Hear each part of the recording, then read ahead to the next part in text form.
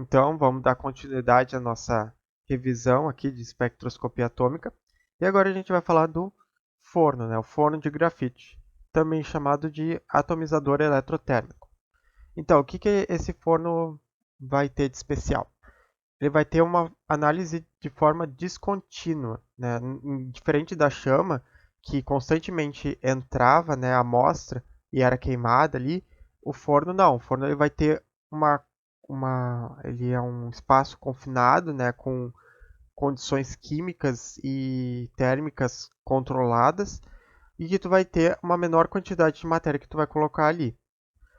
Outra questão também é o fluxo de gás inerte. Tu vai ter que usar um gás inerte, que pode ser o nitrogênio ou o argônio, que ele, na verdade, vai ter dois fluxos, né? Um fluxo externo e um fluxo interno. O fluxo externo ele vai gerar a refrigeração, né, que vai impedir que o forno superaqueça e vai impedir a calcinação de acontecer, a calcinação externa, que é o quê? Que é a queima do forno, né? O forno ele é feito de grafite, carbono. Ele vai estar num estado superaquecido e se ele entrar em contato com o oxigênio do ar, com o ar atmosférico, ele vai queimar, gerar uma combustão violenta. Então, para isso, a gente passa externamente um gás externo nele para evitar que essa queima aconteça. Aqui tem um exemplo, né? Aqui eles estão usando água de resfriamento, mas na verdade é muito mais comum usar um gás externo. Ele vai passar aqui pelos arredores do forno e impedir que ele superaqueça e tenha uma calcinação. Já o gás interno vem das extremidades e vai sair pelo orifício, e ele vai ter a função de limpeza. Ele vai retirar o ar atmosférico, retirar solventes, água, gases de decomposição, enfim, qualquer coisa volátil, e vai limpar o forno. Né? Vai ser um gás que vai entrar por aqui e vai gerar a limpeza, a manutenção interna do forno. E como vocês vão ver já já, ele vai ser ligado e desligado várias vezes durante os ciclos de análise. E aqui uma adaptação, né, muito comum, muito utilizada, que é a plataforma. O que vai acontecer? Para tu não colocar a amostra direto em contato com o forno, tu tem uma plataforma. Essa plataforma ela impede que a amostra entre em contato com a parede interna e acabe ficando impregnada, fora que é mais fácil e prático, né, tu tirar e colocar uma amostra quando tem uma plataforma específica. Né? Isso vai aumentar a reprodutibilidade da análise, porque aí a amostra não fica impregnada, porque tu tem um espaço melhor para trabalhar. Só vai ter a desvantagem que tu vai precisar de uma temperatura maior e um tempo de atomização maior, porque a amostra não vai estar entrando em contato direto com o forno, então ela vai demorar um pouquinho mais para se aquecer. Mas isso é questão de segundos, sabe? Segundos a mais que ela vai ter que ficar ali. E agora, né, para análise de forno, a gente vai ter então os ciclos, né, que são 4 ciclos principais, que eu quero que vocês saibam. Tu vai ter a secagem, a primeira delas vai ser a secagem, que tu vai aumentar a temperatura. Tem um período de secagem onde tu vai ter a remoção de solvente, ácido, azeotrópico. Tu vai tirar todos os gases, solvente, água, tudo que pode ser facilmente evaporado, tu vai tirar no período de secagem, né? Porque assim como tu vê aqui, a amostra ela pode ser uma gota. E aí tu vai secar e tu vai tirar esse solvente pelo gás de proteção interno, né? Aqui, ó, vocês estão vendo aqui em cima, é o gás interno, né? Que ele vai ser ligado durante essa etapa aqui desse ciclo, tá? Então a gota vai aquecendo, vai secando e o gás vai removendo, né? Varrendo esse solvente. Após a secagem, tu vai aumentar a temperatura um pouquinho mais e tu vai entrar na etapa de pirólise. A pirólise é quando tu vai separar a matriz do analito. O analito vai ser o teu metal, tudo aquilo que tu quer quantificar, e a matriz é tudo aquilo que tu não quer quantificar. Alguma coisa ali que ficou sólida, tipo matéria orgânica, alguma coisa que não é tão volátil, tu vai ter uma temperatura maior, né? Ou seja, tu vai ter a pirólise, a degradação, né, dessa matéria, ela vai ser degradada em CO2 ou água, vai gerar gases de decomposição, e esses gases vão ser varridos, removidos pelo gás interno, que continua ligado, né, o fluxo de gás interno. Aí, depois que tu tirou todo o solvente, toda a matriz, vai ficar só o teu analito sólido, certo? Aí o que que vai acontecer? Vai ser a etapa de atomização. Aí tu vai elevar muito a temperatura e vai desligar o fluxo de gás interno e vai ligar a lâmpada. Por quê? Quando tu aumenta a temperatura, tu vai atomizar o teu analito. O teu analito ele vai formar átomos, uma nuvem de átomos, certo? Que vai ser distribuído pela superfície interna do forno. E como tu tem o gás de proteção ele não está ligado, né, esses átomos eles vão ficar dentro do forno. E aí tu vai ligar a lâmpada, né, ou a fonte de radiação que tu quer usar para fazer a quantificação de quantos átomos tem na tua amostra. E aí vai acontecer isso daí na etapa de atomização. Teu analito vai ser vaporizado e quantificado. Aí depois disso, tu desliga a lâmpada de cátodo oco, liga o fluxo de gás interno de novo e aumenta a temperatura, porque agora tu vai varrer todos esses átomos que ficaram aqui dispersos na forma de gás.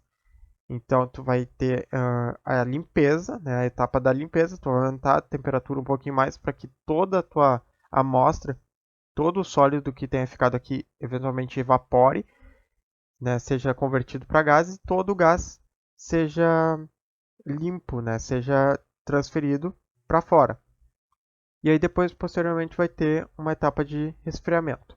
Mas o que eu quero que vocês peguem nessa etapa, né, desse slide? A atomização é a parte mais importante, certo? Que tu vai ter o desligamento do fluxo de gás interno, né? Ele vai desligar para que tu consiga quantificar o teu analito e tu vai ligar a lâmpada, né, de cátodo oco nesse período. E é muito curto, um intervalo muito curto. E aí depois que tu quantificou, tu liga o fluxo de gás interno de novo para limpeza, certo? E esse é o fluxo de gás interno, tá? Porque o fluxo de gás externo está fluindo constantemente para refrigerar o forno e para impedir a calcinação. E outra coisa importante é que o forno não excita, ele apenas atomiza. Ele apenas vai transformar teu analito sólido em uma nuvem de átomos, tá? E isso é atomizar. Ele não vai excitar. Quem vai excitar é a lâmpada, tá? É sempre a lâmpada que excita no forno.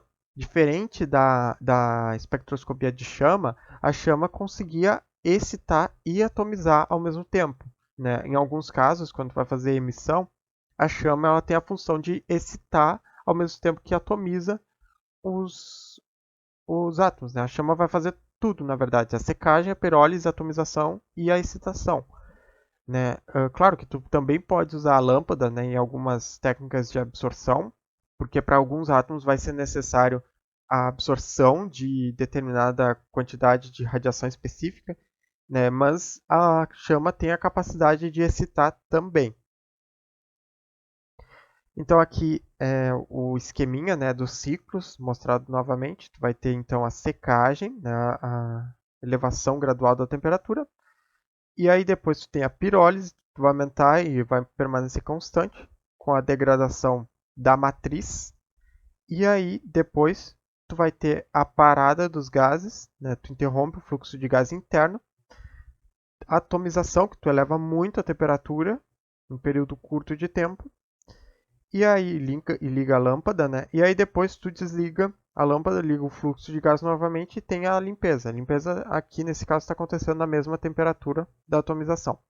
E aí depois que tu limpou, tu tem o resfriamento para fazer uma nova análise.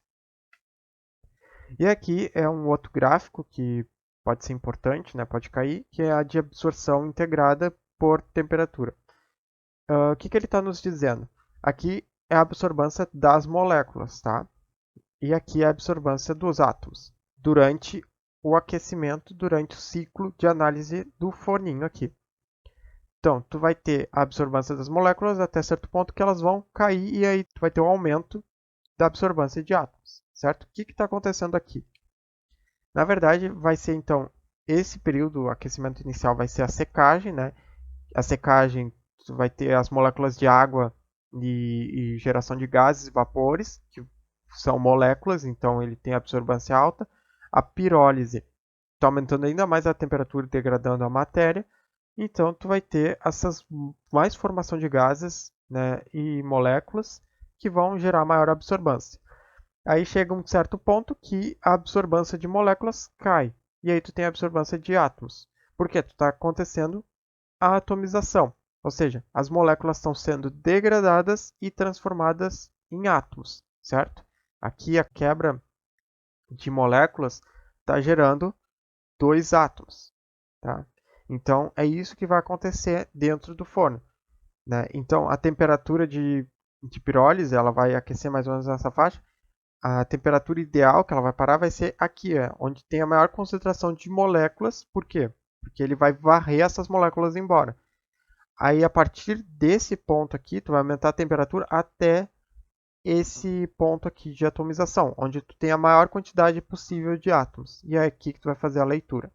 Então pode ser que ele vá cobrar isso na prova, né? Pode ser que caia um gráfico assim e tu tenha que saber explicar. E aqui, né, por final, o forno então ele tem muitas vantagens, né? Só que ele tem um problema. O principal problema dele é o efeito de memória. Por quê? O que acontece? O forno ele é feito de grafite poroso. Durante essa atomização e formação de átomos, esses átomos eles podem ficar incrustados ou depositados, né, formar resíduos na superfície interna do forninho. E aí essa quantidade de átomos que fica aqui depositado dentro do forno pode atrapalhar na próxima quantificação, na próxima análise. Então o forno ele fica, digamos assim, meio que viciado, sabe? E isso acaba diminuindo a reprodutibilidade, né? A reprodutibilidade é o principal problema do forno de grafite, certo? E para isso a gente usa o grafite pirolítico, que é um grafite bem mais caro, mas que diminui bastante o efeito de memória. Uma outra forma de diminuir o efeito de memória também é a forma de aquecimento do forno. Tu tem dois tipos de aquecimento, o transversal e o longitudinal.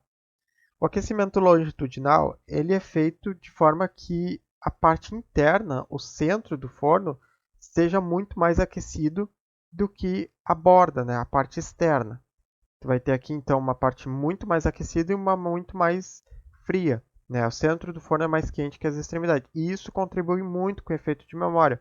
Porque quando tu tem uma matriz aqui dentro, ela vai ser aquecida e nisso ela vai liberar gases que vão se difundir para todas as outras partes do forno, inclusive para as partes mais frias. Como são mais frias, vão se depositar com muita facilidade. E isso acaba gerando depósitos e resíduos que vão aumentar o efeito de memória posteriormente. Então, esse é um jeito, uma forma de aquecimento que não é muito boa para reprodutibilidade ou para diversas outras formas de análise. E por isso que tu tem o aquecimento transversal, que daí tu vai ter um aquecimento muito mais homogêneo. A temperatura é quase uniforme em todo o forno. E isso diminui o efeito de memória. Além disso, a gente tem problemas de interferência também, né? Assim como na chama, a gente tem interferências, né? Só que como tu tem um forno que é um espaço confinado e pequeno, tu pode ter atenuação de algumas dessas interferências. Por exemplo, a matriz pode produzir um excesso de fumaça que acaba dispersando e obstruindo a luz, né? Às vezes a matriz tem muita matriz ou uma matriz muito densa, o fluxo de gás que limpa o forno, né, ele não é o suficiente para tirar todo o excesso de fumaça. Então isso pode atrapalhar a quantificação. Por isso que a gente usa os corretores de matriz, né? Por exemplo, aqui, ó, a amostra de água do mar com cloreto de sódio produz uma fumaça que obstrui a luz e que é difícil de quantificar. Então a gente usa esse composto aqui, né, o nitrato de amônio, que ele tem a função de corretor. Ele vai reagir com o cloreto de sódio, formando o nitrato de sódio e o cloreto de amônio, que são compostos que vão gerar uma evaporação limpa, né, os vapores translúcidos, que não vão gerar obstrução da luz. A gente também pode utilizar esse composto aqui, né, o nitrato de chumbo, que ele pode ser usado, por exemplo, para diminuir a volatilidade do nosso analito, né? Aqui o analito, o elemento USB, stibium, que é o antimônio, ele precisa, às vezes, de uma análise em temperaturas muito mais altas, só que ele é muito volátil, né? Ele não se separa muito bem da matriz. E se tu utilizar esse corretor, ele consegue ficar mais tempo sólido, então permite análises em altas temperaturas do forno. Aí fica mais fácil, em melhores condições. E aqui por último, então, a gente tem um comparativo, né, entre chama e forno, que são dois métodos assim bem parecidos. Ambos detectam os mesmos analitos, ambos são muito utilizados para espectroscopia de absorção, utilizando lâmpadas de cátodo oco, né? Só que eles têm diferenças, né? Além da chama, né, ter a diferença de ela poder fazer emissão, né, espectroscopia de emissão e o forno não, a chama também vai ser mais barata, mais usada, vai ser bem mais prática, né? Tipo, qualquer laboratório pode ter um equipamento de chama, ela é muito mais comum, né? De se ver em laboratórios. Ela vai ter uma reprodutibilidade muito melhor. A mais vagabunda das chamas vai ter uma reprodutibilidade muito melhor do que, por exemplo, um forno, que tu vai ter que ter todas aquelas alterações, vai ter que usar a plataforma, vai ter que usar os corretores, vai ter que usar um carbono pirolítico, vai ter que limpar o forno, e mesmo assim tu ainda vai ter problemas de reprodutibilidade, né? A chama ela é muito mais rápida, né? Tu tem aqui tipo a amostra, tá? Ela vem nebulizada e passou para a chama e já é detectada. É muito mais rápido do que o forno, que vai ter às vezes uns ciclos que podem demorar um pouquinho mais, certo? A sensibilidade da chama não vai ser tão alta assim. Então ela vai ser para determinar porcentagens, né? Na ordem de miligramas por ml, por aí, certo? Já o forno, ele vai ter uma sensibilidade muito melhor. Vai ser muito mais sensível, aprimorado, né? Com um limite de detecção bem menor, que vai detectar átomos, analitos na ordem de ppm, partes por milhão, na ordem de microgramas por litro, né? Ou até mais, na verdade. Então, essa é uma das principais vantagens do forno, né? A outra vantagem muito importante é a menor quantidade de amostra. Como vocês viram antes, né? Tu pode usar uma amostra, uma gotinha. Tu quer determinar quanto de chumbo tem numa gotinha, é só pingar ali e já era, né? Tu não precisa ter uma solução, como aqui na chama. Não precisa ter todo aquele processo de nebulização que tu vai gastar um monte de reagente, né? Aqui, em certo ponto, né, por análise pode até ser um pouquinho mais barato, porque tu não tem tanto gasto de reagente. Então, essas são as principais diferenças entre um e outro, certo? E agora, na próxima parte, a gente vai ver o plasma.